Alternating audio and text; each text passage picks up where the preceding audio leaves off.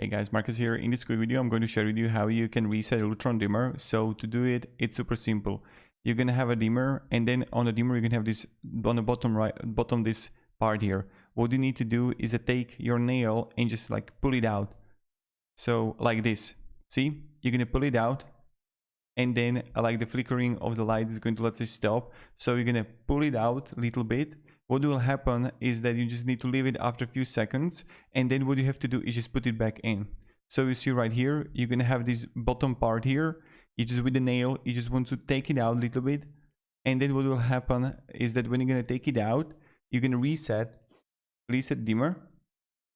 You're gonna wait a few seconds, and then what you have to do after you're gonna pull it out, you're gonna put it back in. And this is how you're gonna fix also the issue. Let's say there is like a light flickering.